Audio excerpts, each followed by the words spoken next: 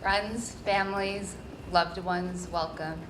Colleagues, thank you so much for giving me the opportunity to speak this morning. I was truly honored when I received news of the nomination, but I was also worried. What should I say? So I asked a few colleagues what they wanted to hear, and a friend said, "Can you just make sure that our parents understand that we actually did do something these past 2 years?" I don't think they believed me. This got me thinking.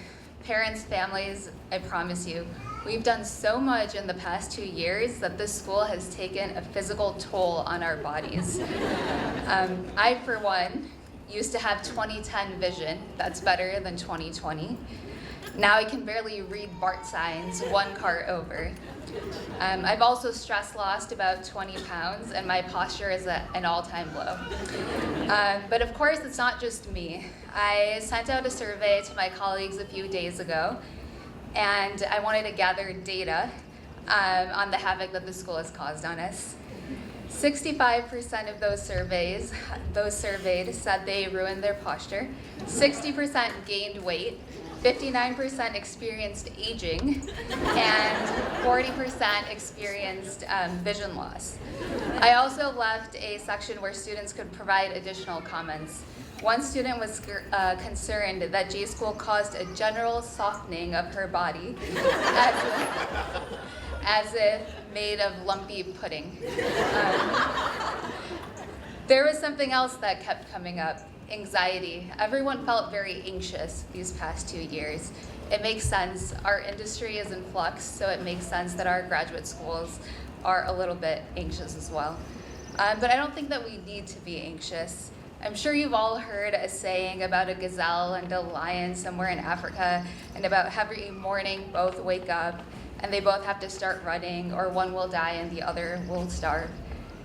While probably true, it's also kind of dramatic and silly. Yes, our industry is in flux, but we need not be in fight or flight mode. We're not gazelles and we're not lions. I've been thinking about the concept of anxiety a lot over the past few months. Why do we feel this way? At our core, each of us as journalists is invested in information, whether it's the collection, gathering, omission, highlighting, sorting, or sharing of information. And that's a great thing, because our relationship with information allows us to become phenomenal storytellers who bring what's worthwhile to our audiences. But it also distracts us. We are so invested in information that we forget to study the bigger picture, or that there is a bigger picture.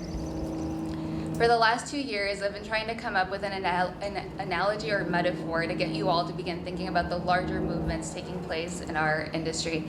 It wasn't until I had a conversation with J School hero Art Douglas earlier this week that I found the perfect one. At first, I was going to talk about integrals and derivatives and distance, velocity, and acceleration. But then I remembered our class's relationship with numeracy and decided to go another way. Next, since I eat paleo, thank you to the city of Berkeley for the indoctrination, I began seeing journalists as information gatherers. We're constantly scouring for and collecting facts, figures, stories, voices, etc., etc. But in order for a Paleolithic society to flourish, it had to have both gatherers and hunters. While some of us gather information, others of us have to be strategic, calm, cool, and collected, watching what's happening from a distance, so we know when it's wise to pounce and when it's better to conserve our energy and our time. Thankfully, as I was wrapping up my thesis on Monday night, I ran into Art in the hallway. Art said something particularly interesting.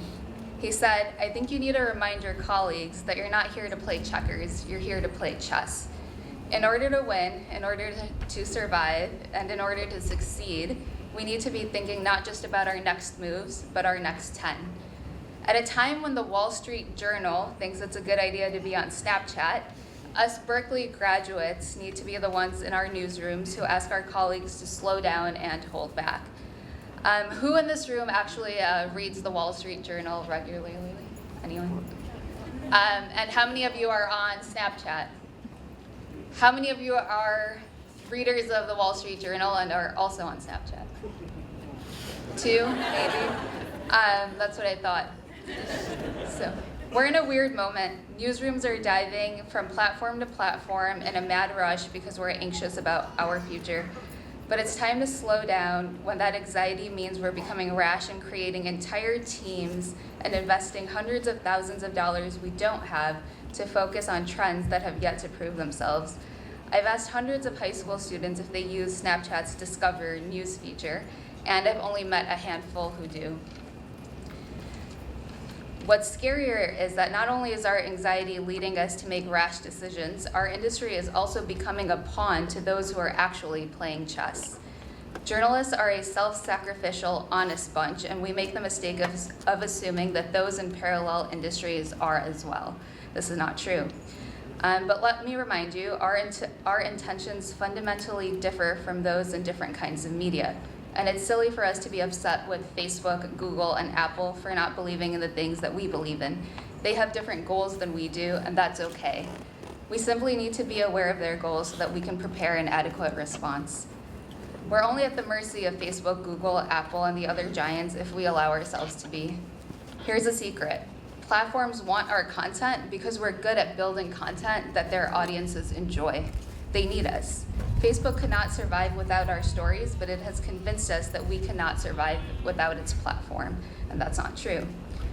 Colleagues, I fully expect you to be running newsrooms, companies, and organizations within the next few years. And when you do, I ask you, for the sake of our industry, be chess players and not chess pieces. Thank you.